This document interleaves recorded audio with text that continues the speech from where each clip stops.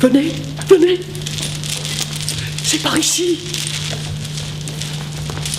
Oui, c'est là-bas, c'est là-bas. Le rituel peut commencer. La terre va mal, la terre va mal. Il faut communiquer avec les esprits des animaux. La terre.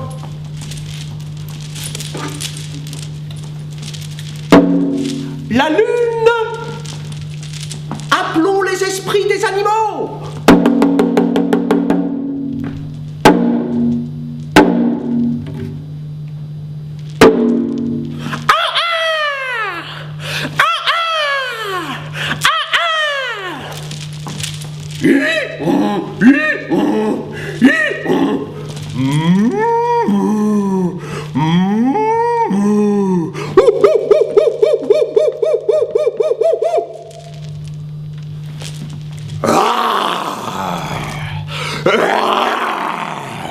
Tous ensemble, appelons le lion.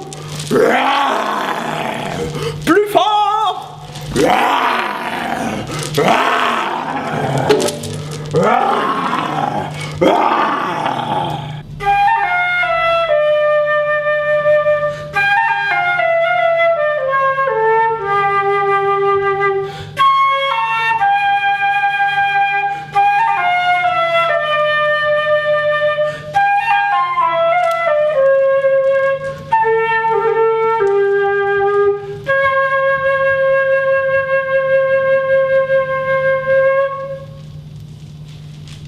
Un âne et un renard s'en allèrent à la chasse. Un lion croisa leur chemin. Le renard, alors, s'approcha du lion et lui promit l'âne pour son déjeuner.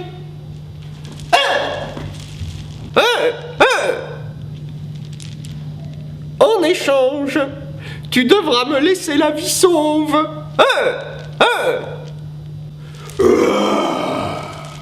Quelle chose par là nous peut être enseignée? J'en vois deux, dont l'une est qu'entre nos ennemis les plus à craindre sont souvent les plus petits. L'autre, qu'au grand péril tel a pu se soustraire, qui périt pour la moindre affaire.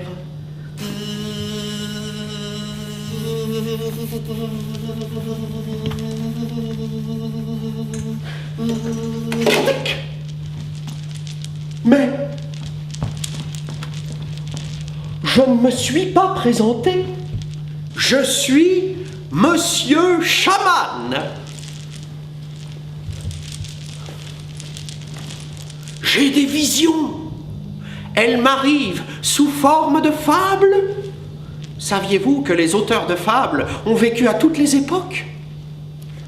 Ésope dans l'Antiquité, Marie de France au Moyen-Âge, Jean de La Fontaine au XVIIe siècle, et bien d'autres encore jusqu'aujourd'hui parmi nous. Les nouveaux auteurs se sont inspirés des précédents, et puis ont inventé leurs propres fables. Ainsi, vous, lui, elle, nous pouvons écrire des fables. Oui.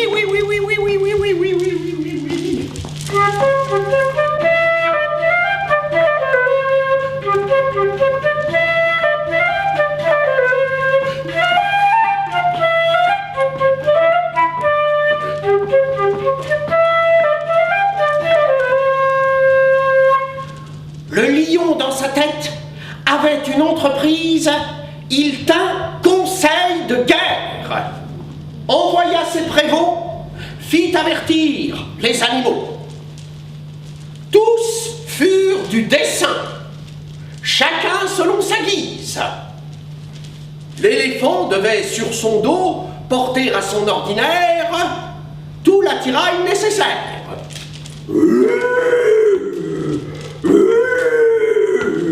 Tous ensemble, appelons le loup.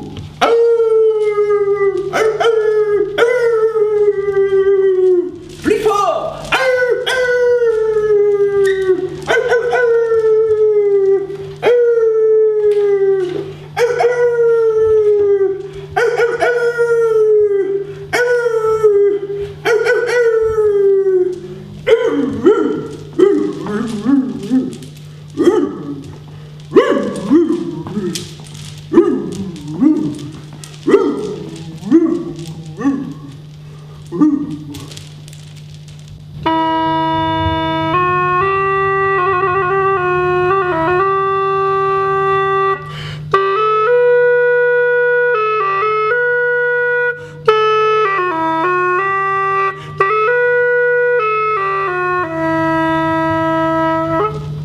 Là-dessus, le loup l'emporte.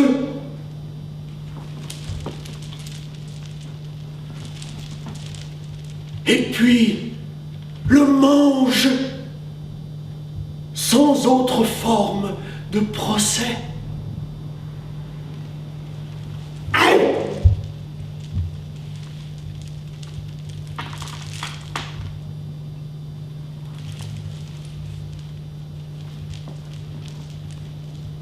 Ec propter illos scripta est homines fabula, qui fictis causis innocentes opprimunt.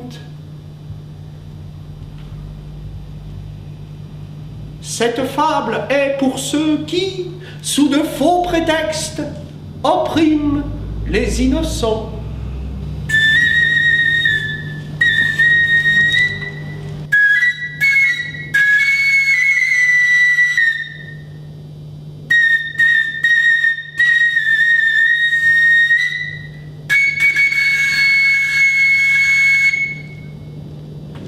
C'était l'été dans la forêt, et le renard avait bien soif.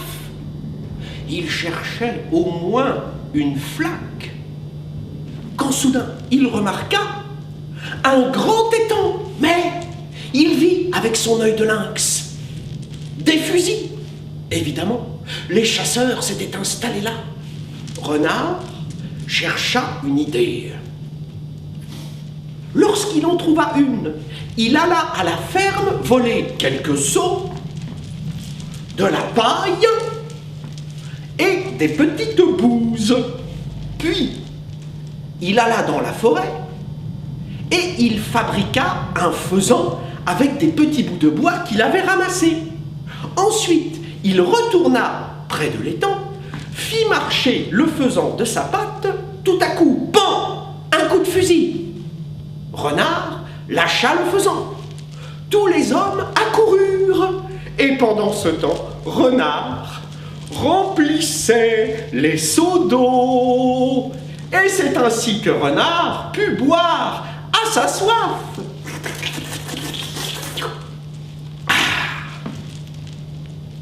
Celui qui veut tuer peut être trompé.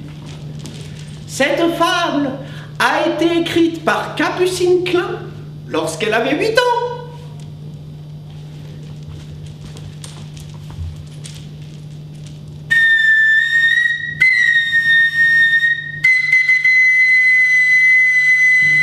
L'homme un jour s'aperçut que la terre se réchauffait. Il en demeura stupéfait. « Dire que je n'en ai rien su !» s'écria-t-il.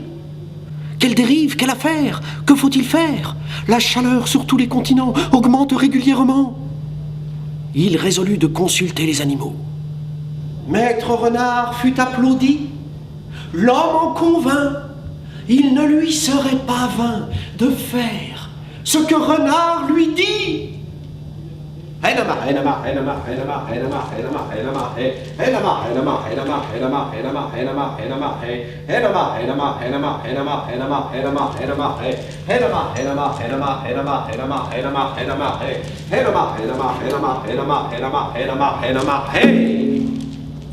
On voit par cette fable que prudence et maîtrise peuvent éviter bien des crises. Pour que la terre reste habitable, l'homme se doit d'écouter la nature.